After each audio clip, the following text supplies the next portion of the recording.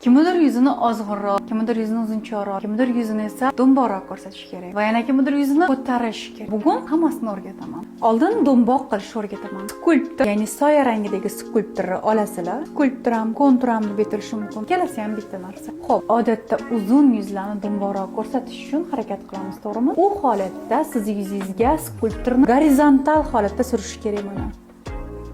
Orqadan oldiga qarab bosmasdan sursanglar, yuzinglarni shunaqa do'mboqroq qilib yanoqlaringlarni chiqarib ko'rsatadi. Pastga qaratib qo'ymanglar. Holatda yuzinglar yana ham cho'zinchoq bo'lib qolishi mumkin. Do'mboqroq ko'rsatish uchun rumyanani oldiroq qismga yumaloqroq qilib suramiz. Yuzim do'mboqroq ko'rinishni boshladi. Yanoqlarim yana ham hajmli bo'lib tarang ko'rindi. Highlighterni esa skulptor bilan parallelni suramiz. Bu tomonimga nisbatan do'mboqroq ko'rinishni boshladi. Agar yuzinglarning pastki qismi juda ham ozg'in bo'ladigan bo'lsa, bu qismni pudra bilan ozgina do'mboqlashtirishingiz mumkin. Yuzinglarning rangidan ko'ra ochroq pudrani olasizlar va yuzinglarning mana shu qismi ozg'in bo'ladigan bo'lsa, masalan, ko'proq uchburchak, olmossimon yuzlarda shunaqa bo'ladi. Mana shu qismni oqartirasizlar.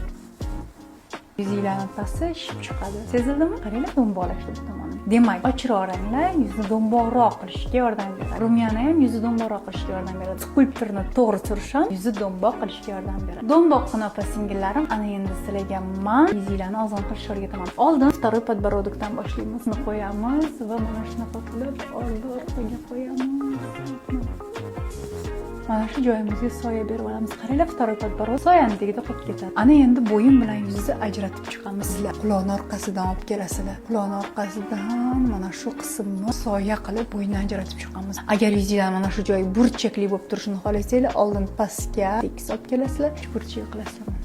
Agar yumaloqroq bo'lishini xohlasanglar, bu yerga suyaklar o'tkir bo'lsa, unda mana bu joyi mana bunday qilib yopasizlar soya bilan. Endi yuzimizga yetib keldi. Yuzimizni uzunchoqroq ko'rsatish uchun birozgina diagonal ko'rinishdan foydalanamiz. Mana bu yo'nalishda. Burunni uchiga qarab harakatlanamiz yuqoridan. Bu ham yuzni uzunroq ko'rsatadi, ham ozg'inroq qiladi. Qaranglar, bu tomonim qanaqa do'mboq, bu tomonim ozg'in bo'lib qoldi. Ana endi ozg'in qiluvchi rumyana texnikasini o'rgataman. Ozg'in qiluvchi rumyana texnikasi ham uzunchoqroq bo'ladi mana. Demak, do'mboq qilish uchun yumaloqroq suramiz, ozg'in qilish uchun uzunchoqroq suramiz. Highlighter ham skulptor bilan parallelni suriladi, mana pastga qarab suramiz. Agar yuzingizni yanada ozg'inroq ko'rinishini xohlasanglar, o'zingizlarning rangidan ko'ra to'qroq pudrani olasizlar yoki bronzer olsanglar ham bo'ladi. Katta pushistay kistichkani olib, yuzingizlarning yon tomoniga to'liq mana shunaqa qilib to'q pudra surib chiqasizlar. Shunaqa qilib temniy pudrani yuzingizlarning yoniga to'liq katta pushistay kistichka bilan mana shunaqa qilib surib chiqasizlar. O'shanda yuzingizlarning oldi qismi oppoq turaveradi, yon qismida shunaqa bilimsiz soya turadi va yuzingizlar ozg'in ko'rinadi. Endi esa burunni konturing qilamiz. Agar burningiz uchi pastga qaragan bo'lsa, pastiga qo'yib tepaga qarab ko'taring. Burningiz ko'tarilibroq ko'rinadi. Va burunni ikkita chetiga bilimsizdan yengil soya qo'shib chiqing.